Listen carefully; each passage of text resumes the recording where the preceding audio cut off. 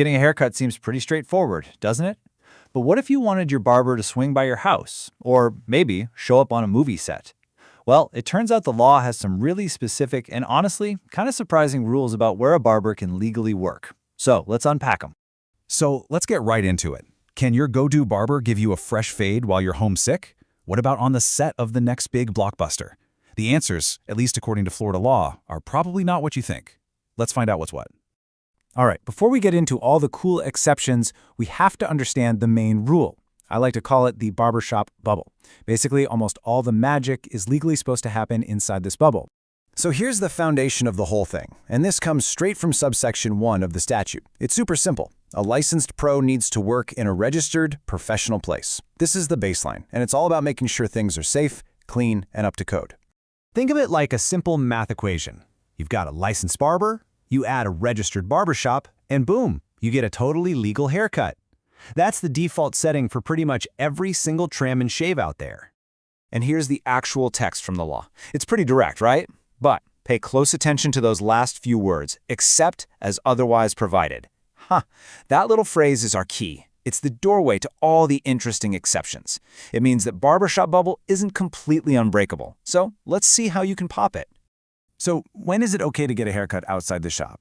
Well, our first big exception, which comes from subsection 2, is really all about compassion. It's for people who, for real, just can't make it to the barber. You know, the law gets that sometimes people in a nursing home, a hospital, or even stuck in their own home just can't travel. So if someone is unable to get to a barber shop because of ill health, the barber is allowed to come to them. It makes total sense, right? It ensures everyone can get the care they need.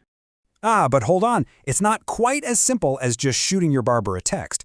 The law actually draws a pretty clear line here. If you want the full works, more than just a basic cut, there's a very specific process you have to follow. Okay, here's how it has to go down. You, the client, can't just hire a barber directly for the whole shebang. Nope, you have to contact an actual registered barbershop first. You make the arrangements through them, and then the shop is the one that sends the licensed barber to you. It's all about keeping the service officially connected to a regulated business. Now, here's a really important detail you gotta know. For simple stuff like a shampoo, a basic haircut, or just styling, a barber can come directly to you, no problem. But for anything more involved, like, say, chemical treatments or a straight razor shave, you have to go through the shop. It's a small but critical difference, probably to make sure that for any higher-risk services, the regulated shop is officially in the loop. Okay, let's step away from house calls and move on to the most glamorous exception to the barbershop rule. This one, coming at us from subsection 3, is what takes barbers out of the neighborhood shop and puts them right into the spotlight. That's right. If you're a barber, the law says you can work on a movie set, getting actors ready for their scene. Or you could be backstage at a fashion shoot, or even helping out at a big trade show. The law carves out this special exception for these industries because, let's be real, you can't exactly bring an entire film crew into your local barbershop.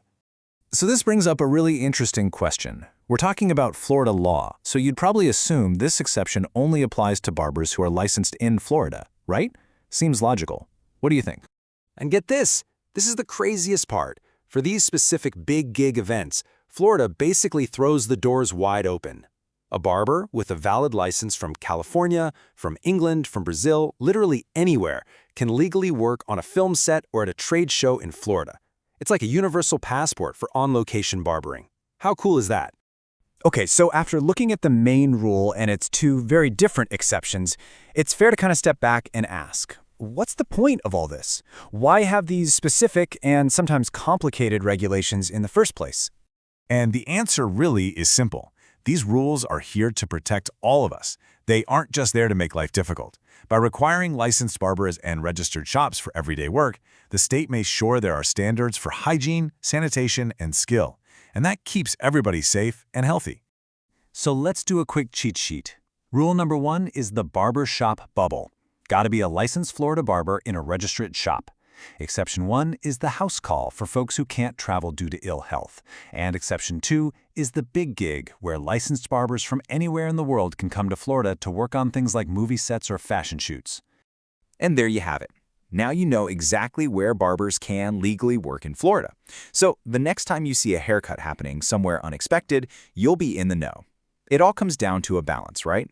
Protecting the public with some solid rules while still being flexible enough for things like compassion and even a little bit of Hollywood magic.